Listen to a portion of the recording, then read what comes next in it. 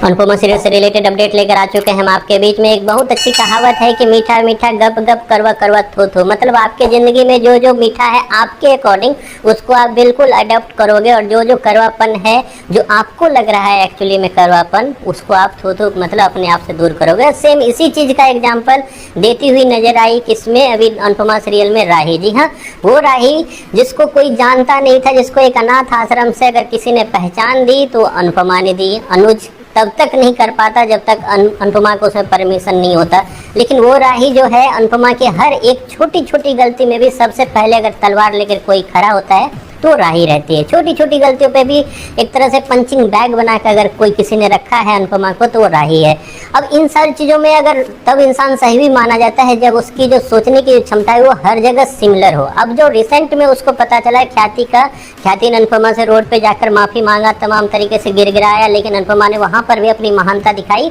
और उन्होंने साफ बोला कि मैं तो नहीं बता रही, आपको अगर बताना है तो आप बता सकते हो। और उसके बाद वो इतनी घबराहट में आ गई, इसलिए नहीं कि उसे अपनी चीज़ों का गिल्ट है, बल्कि इसलिए कि उसको भी धक्के मारकर ना निकाला जाए घर से, क्योंकि गौतम के साथ क्या हुआ वो उसने अपनी आंखों से खुली तौर से देखा। तो इस डर से कि कल को किसी और के मुंह से ना पता चल जाए, इसलिए वो दौड़ती हुई गई और खुलकर सबके सामने उसने अपनी सच्चाई बोल दी। अब यहाँ पे आता है राही का वो दोगलापन जो कि हमने रिसेंट एपिसोड में देखा, और ऐसा ये पहली बार नहीं हुआ, इससे पहले भी कई बार हुआ है। कई बार होता है कि आपको जब किसी से इतना ज़्यादा लगाव हो तो उसके बाद आप उसे टेक इट फॉर ग्रांटेड लेना स्टार्ट कर देते हो इस चीज़ को लेकर कि मैं तो इसके साथ जितना भी बुरा बर्ताव करूं, जितना भी इसके साथ गलत काम करूं मैं, लेकिन ये कभी भी मुझे छोड़कर जा ही नहीं सकता या जा ही नहीं सकती। उसके बाद ये चीज़ें समझ में आती है कि जो उससे सबसे ज़्यादा प्यार करती है अगर वो फिर अंत समय में उसका साथ छोड़ती है, तब पता चलता है कि एक्चुअली में हम कितना गलत होते हैं। खैर यही चीज़ आपको रिसेंट एपिसोड में देखने को मिला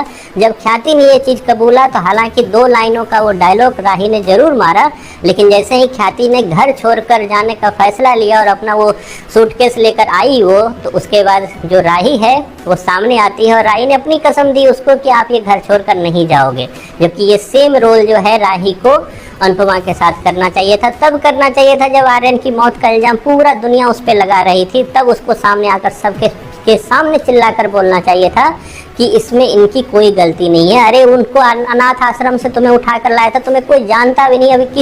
किस हालत में तुम अभी रहते वहाँ पे, लेकिन इतना एहसान फरामोश इंसान सीरियल में मेकर्स जो है आपको दिखा रहे हैं कि किस तरीके से एक इंसान जो है जिसको चलना सिखाए, जिसको बोलना सिखाए, और अचानक से वो फिर उसको भूल जाता है, या भूल भी जाए तो अच्छा है, लेकिन उस पर जब अत्याचार करना, एक तरह से इमोशनल ब्लैकमेलिंग करना स्टार्ट करता है, तो उसके बाद समझ में आती है कि इससे अच्छा ये वही सही थी। खैर रिसेंट एपिसोड में राही का दोगलापन तो नजर आए, लेकिन अगले ही एपिसोड में अब आपको राही का वो गिड़गिड़ाना नजर आएगा, जो आपको वो दिखेगा कहाँ, तो अनुपमा के पैरों में। मैंने आप सबको पहले भी बताया हुआ था, बीच में कुछ 1-2 दिन के लिए मैंने वीडियो, क्योंकि उस तरीके का कंटेंट कुछ था नहीं, लेकिन अब आने वाला है कंटेंट, क्योंकि जल्द ही अनुपमा में एक नई स्टोरी आप लोगों को दिखाई जाएगी। वो नई स्टोरी की नींव जो है वो डल चुकी है, वो नई स्टोरी स्टार्ट होगी ट्रिप से। ट्रिप में क्या कुछ होगा उसको लेकर हम लोग आएंगे जल्द आपके बीच में, लेकिन फिलहाल ये है कि राही का ये दोगलापन फिर से साबित करता है कि राही अनुपमा की बेटी नहीं है। आपका क्या लगता है, आपको क्या लगता है, आप ये जरूर बताओ कमेंट बॉक्स में कि राही कितनी तरीके से साबित कर पाई है अब तक कि वो एक बेटी का किरदार जिसको कभी अनुपमा ने काफ़ी खुशी के साथ लाया था अनाथ आश्रम से।